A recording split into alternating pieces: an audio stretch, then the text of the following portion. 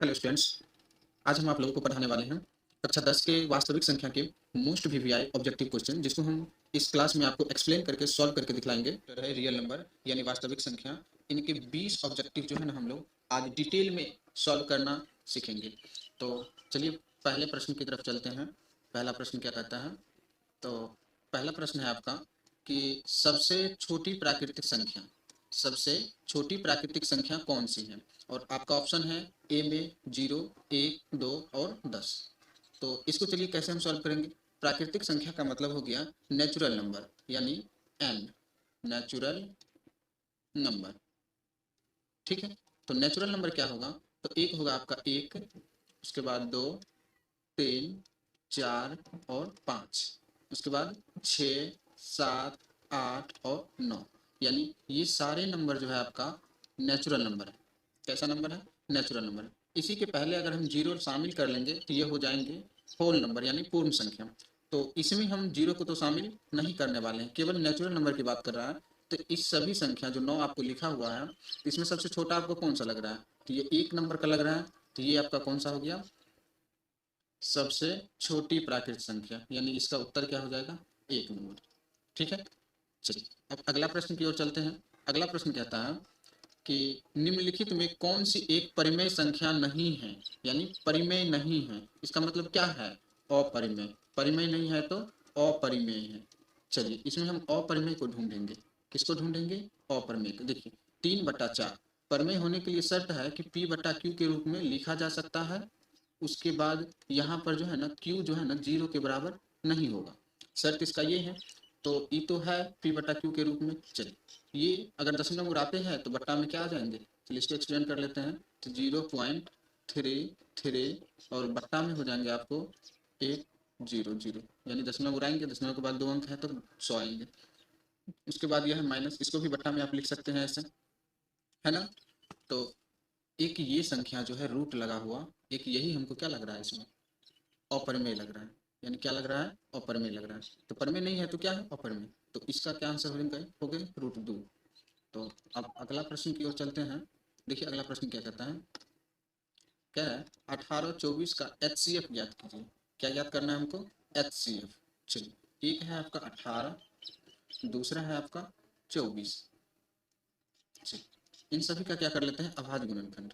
यानी 18 को कैसे तोड़ के हम लिख सकते हैं? 2 × 6, सॉरी 3, 2 × 3 यानी 3 × 6 हो जाएंगे, और एक 3 अगर और ले आते हैं तो क्या हो जाएंगे? 18 हो जाएंगे। जैसे कि 2 × 6 और 6 × 3 = 18। यहाँ तक क्लियर है आपका?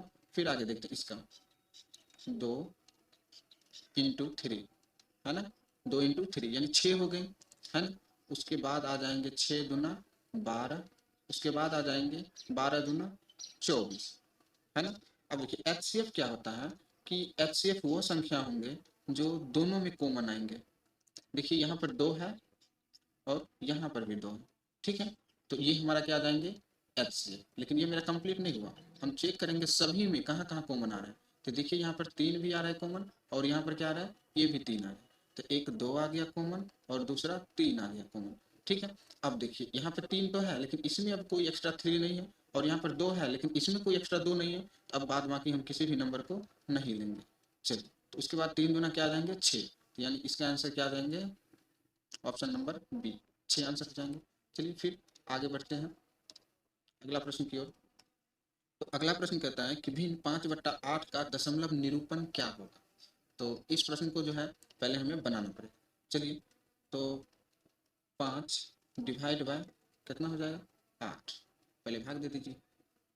नहीं आएंगे भाग तो इसमें एक जीरो दशमलव लेकर के यहाँ एक जीरो दे सकते हैं। तो क्या जाएंगे? 8×5 = 40। क्या जाएंगे? 8×5 = 40। चलिए फिर आ जाएंगे, घटेंगे यहाँ पर क्या आ जाएंगे? 10।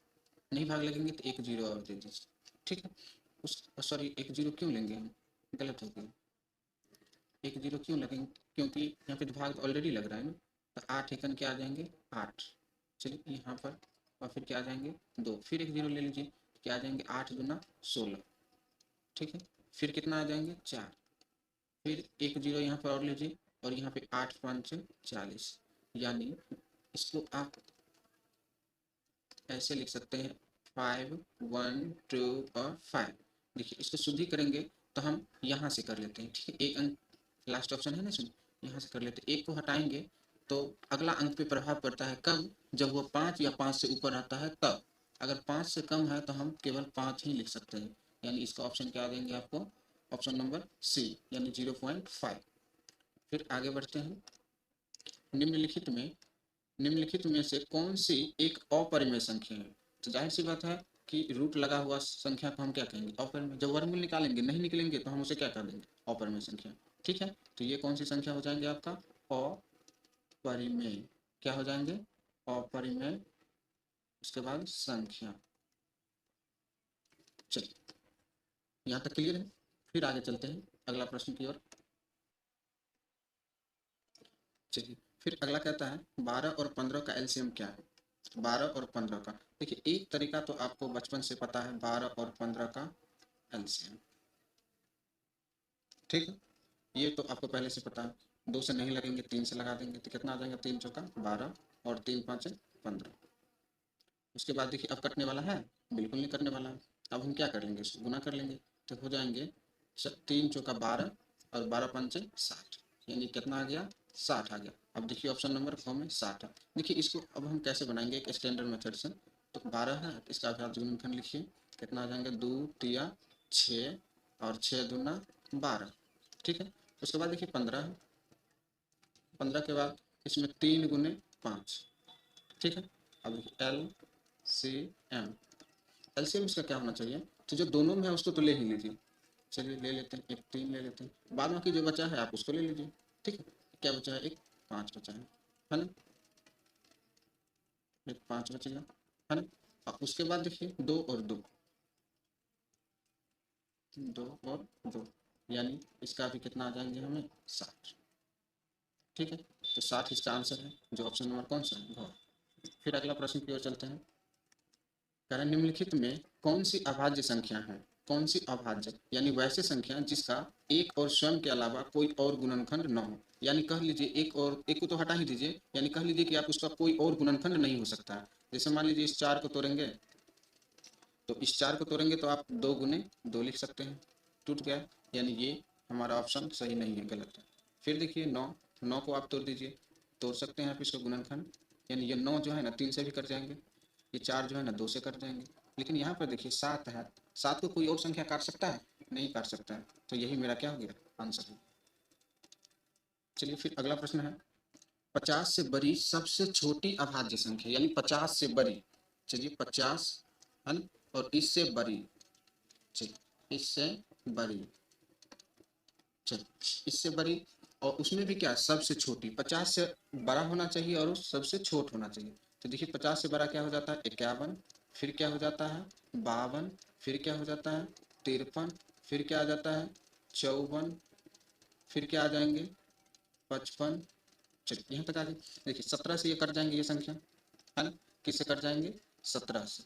चलिए उसके बाद बाकी प्रश्न देखते हैं, 52 किससे कट जाएंगे, 26 से और 2 से, और 53 देखिए किससे कट जाएंगे, हमको नहीं लगता है 53 किसी से कटेगा, तो ये 53 क्या हो जाएंगे हमारे, अभाज्य संख्या, वो भी सबसे छोटी एवं 50 से बड़ी। फिर अगला प्रश्न को देखते हैं। देखिए अगला प्रश्न क्या कहता है, यदि a इक्वल टू 5 और b इक्वल टू 3 है तो a और b का एलसीएम ज्ञात कीजिए। a और b का एलसीएम, यानी a इक्वल टू हो गया 5 आपका और b इक्वल टू हो गया आपका 3, और इसका ज्ञात करना है हमें, सॉरी एल सी और एम, एलसीएम ज्ञात करना है। तो देखिए इसमें से कोई उभयनिष्ठ गुणनखंड नहीं है, जस्ट इसको आप क्या कीजिए, मल्टीप्लाई कर दीजिए, इस दोनों को क्या कर दीजिए, गुना कर दीजिए, वही आपका क्या आ जाएंगे, आंसर, यानी 15 क्या हो जाएंगे आपका आंसर, ऑप्शन नंबर सी यानी गो। उसके बाद अगला प्रश्न है, प्रथम 10 अभाज्य संख्याओं का योग, प्रथम 10 अभाज्य संख्या, कैसी संख्या चाहिए हमें, अभाज्य संख्या। तो लिखते हैं अभाज्य, चलिए अभाज्य हो गया, और उसके बाद संख्या, प्रथम 10 यानी पहला हो जाएंगे 2, फिर हो जाएंगे 3, ध्यान रखिएगा कि वैसे संख्या को लेना है जिसको कोई अन्य संख्या काट ना सके, स्वयं और एक को छोड़ करके, वही होते हैं अभाज्य संख्या। तो 2 हो जाएंगे, 3 हो जाएंगे, और उसके बाद क्या आ जाएंगे 5 आ जाएंगे, उसके बाद आ जाएंगे 7, 7 के बाद क्या आएंगे, 7 के बाद आएंगे आपका 11, 11 के बाद आएंगे 13, 13 के बाद 15 नहीं आएंगे क्योंकि 3 से कट जाते हैं, 16 भी नहीं होंगे, 17 आ जाएंगे, क्या आ जाएंगे 17, 17 के बाद क्या आएंगे 19, एक बार गिन लेते 1 2 3 4 5 6 7 8, 2 और चाहिए, 19 के बाद 21 भी नहीं आएंगे, फिर क्या आएंगे 23 आएंगे, 25 26 27 28 और उसमें नहीं आएंगे तो उसके बाद 29 आ जाएंगे, क्या आ जाएंगे 29 आ जाएंगे। चलिए क्या आ गए 29 तक, यहाँ तक तो आपको 10 मिल गए है ना। जब यहाँ तक आपको 10 मिल गए हैं फिर आगे चलते हैं, काउंट कर लेते हैं। देखिए सबको क्या कर लीजिए, जोड़ लीजिए, 2 3 5 5 10 7 17 1 18, और 18 और 3 हो जाएंगे आपको 21, 21 7 28, और 28 और 9 हो जाएंगे आपको 37, और 37 3 40, और 40 और 9 कितना हो जाएंगे 49, यानी 49 के 9, और हाथ में 4 आ जाएंगे। उसके बाद 4 और ये 2 6, 6 2 8 हो जाएंगे, 9 हो जाएंगे, एक 10 हो जाएंगे, एक 11 और एक 12, यानी 129। ऑप्शन नंबर आपका क्या आ जाएंगे बी, बिल्कुल करेक्ट है। उसके बाद अगला प्रश्न देखते हैं कि ऑप्शन सॉरी अगला प्रश्न क्या कहता है, निम्नलिखित में कौन सी अभाज्य संख्या है। ये भी सेम पिछली स्लाइड में हम लोग इसका क्या कर चुके हैं, बना चुके हैं। तो अभाज्य संख्या अभी भी जस्ट यही संख्या बनाए हैं कि अभाज्य संख्या इनमें से क्या है। देखिए इसमें थोड़ा सा मिस्टेक हो गया है कि दो दो संख्या दे दी गई है अभाज्य संख्या, एक 11 और एक 17, एक ही देना था। तो चलिए इसको हम क्या कर लेते हैं, मिटा लेते हैं, इसको क्या कर लेते हैं मिटा लेते हैं। छोड़िए मिटा क्या लेंगे, आप लोग समझ गए ना। इसमें क्या दे दिए, दो दो संख्या दे दिए, तो 3/5, 3/5, यानी इसको आप लिख सकते हैं 3/5, इसी को क्या कहते हैं 3/5, और फिर जोड़ है तब जोड़ लिख लीजिए, क्लियर। उसके बाद देखिए यहाँ पर आते हैं 1/10, अब आप लोगों को तो भिन्न का जोड़ आता होगा, चलिए कर लेते हैं। तो भिन्न का जोड़ बट्टा में क्या आएंगे 10 आएंगे, फिर इससे इसमें भाग दे देंगे तो क्या आएंगे 2, और 2 को ऊपर में गुना कर देंगे तो क्या आएंगे 6, और फिर हो जाएंगे 0, और 10 में 10 से भाग देंगे तो 1, और 1 में 1 से गुना करेंगे तो 1 आ जाएंगे, यानी 7/10। इसका राइट आंसर क्या है 7/10, ऑप्शन में कहीं मिसिंग है, ठीक है। ये सारा ऑप्शन क्या है गलत है, इनमें से कोई सही नहीं है। चलिए कभी कभी आपको इस तरह का क्वेश्चन मिल जाएंगे एग्जाम में भी, तो उसके लिए उस पर ज़्यादा समय खराब करने की ज़रूरत नहीं है, आप अपने कैलकुलेशन को एक बार रीचेक कर लीजिएगा, अगर वो सही है तो ठीक है। चलिए यदि ए और बी दो क्रमागत धनात्मक पूर्णांक है, देखिए क्रमागत का मतलब हो गया लगातार, क्रमागत का मतलब हो गया लगातार, और धनात्मक का मतलब प्लस जोड़ वाला। उसके बाद तो ए और बी का एचसीएफ, जैसे लगातार की बात करेंगे तो जैसे 2 है और 3 है, ये क्या होंगे क्रमागत। फिर अगला देखते हैं 4 और 5, ये भी क्या है क्रमागत है। फिर अगला देखते हैं 9 और 10, यानी कोई भी दो संख्या आप लगातार ले लीजिए तो उसी को क्या कहेंगे क्रमागत कहेंगे। अब देखिए इन दोनों के बीच में कोई गुणनखंड आ रहा है तो बिल्कुल नहीं आ रहा है, लेकिन एक ऐसी संख्या है जो सभी से कटता है और सभी में भाग लगता है, तो यहाँ पर क्या हो जाएंगे ऑप्शन नंबर ए से क्रमागत का एचसीएफ क्या हो जाएंगे 1 हो जाएंगे। फिर आगे देखिए कह रहा है 36 का अभाज्य गुणनखंड क्या, 36 का अभाज्य गुणनखंड क्या, देखिए ये जो ऑप्शन है ये ऐसा लिखा हुआ है 3 का स्क्वायर गुना 2 का स्क्वायर, ठीक है। चलिए अब लिखते हैं 36, और फिर 2 से लगाते हैं भाग, क्या हो जाएंगे 18, फिर 2 से लगाएंगे तो क्या हो जाएंगे 9, फिर 3 से लगाएंगे तो 3 3 9, चलिए यानी 2 आ गया 2, और 2 आ गया 3, तो ऑप्शन नंबर फर्स्ट, ठीक है, ये आपका क्या हो जाएंगे राइट आंसर हो जाएंगे। तो उसके बाद देखिए करें 2/7 का व्युत्क्रम, ये तो बिल्कुल बच्चों वाली क्वेश्चन है, 2/7 का व्युत्क्रम, ठीक है व्युत्क्रम।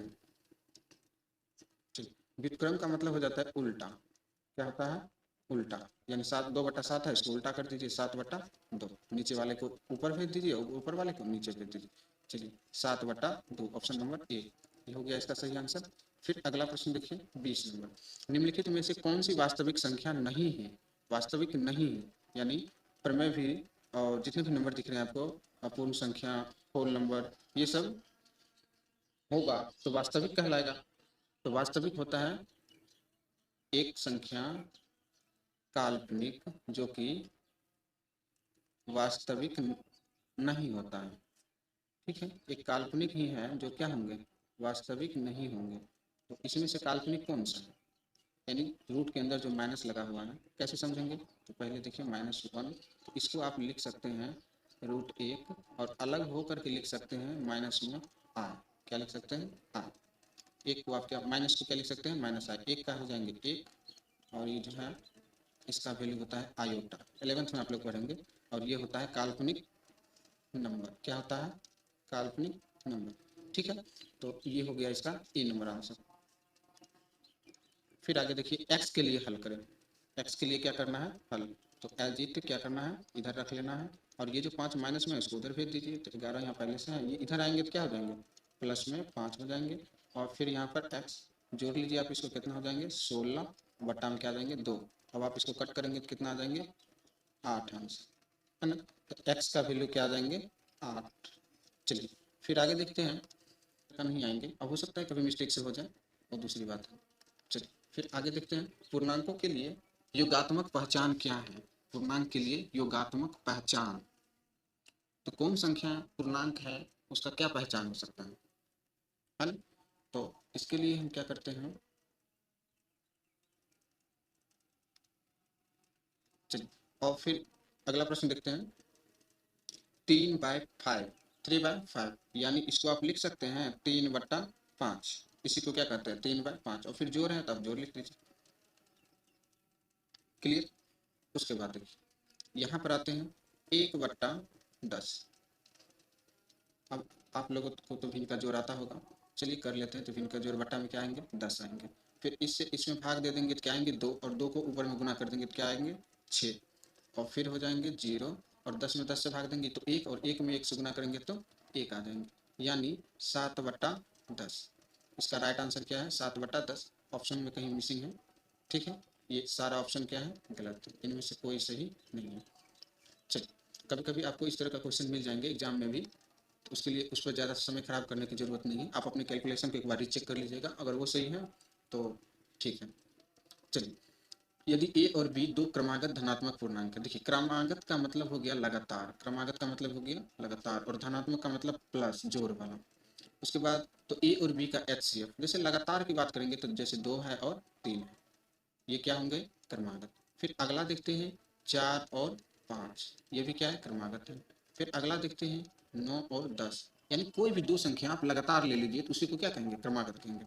अब देखिए इन दोनों के बीच में कोई गुणनखंड आ रहा है? तो बिल्कुल नहीं आ रहा है, लेकिन एक ऐसी संख्या है जो सभी से कटता है और सभी में भाग लगता है, तो यहाँ पर क्या हो जाएंगे? ऑप्शन नंबर ए से क्रमागत का HCF क्या हो जाएंगे? 1 हो जाएंगे। फिर आगे देखिए, कह रहा है 36 का अभाज्य गुणनखंड क्या? 36 का अभाज्य गुणनखंड क्या? देखिए ये जो ऑप्शन है ये ऐसा लिखा है, 3 का स्क्वायर गुना 2 का स्क्वायर, ठीक है? चलिए अब लिखते हैं 36, और फिर 2 से लगाते हैं भाग, क्या हो जाएंगे? 18। फिर 2 से लगाएंगे तो क्या हो जाएंगे? 9। फिर 3 से लगाएंगे तो 3 3 9।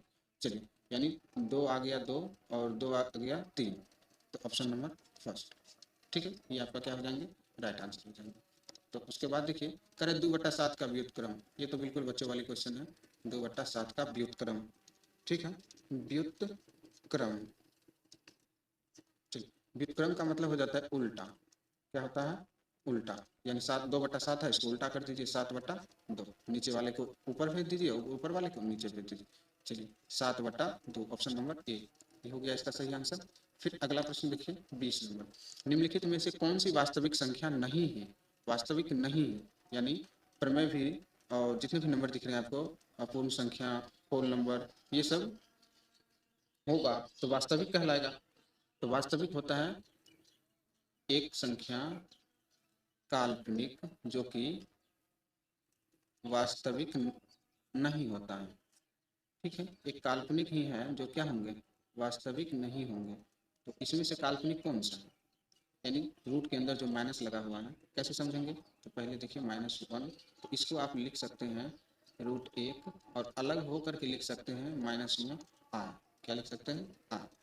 एक को आप क्या माइनस को क्या लिख सकते हैं? -i। एक का हो जाएंगे 1, और ये जो है इसका वैल्यू होता है आयोटा। 11th में आप लोग पढ़ेंगे। और ये होता है काल्पनिक नंबर। क्या होता है? काल्पनिक नंबर, ठीक है? तो ये हो गया इसका ए नंबर आंसर। फिर आगे देखिए x के लिए हल करें। x के लिए क्या करना है? हल।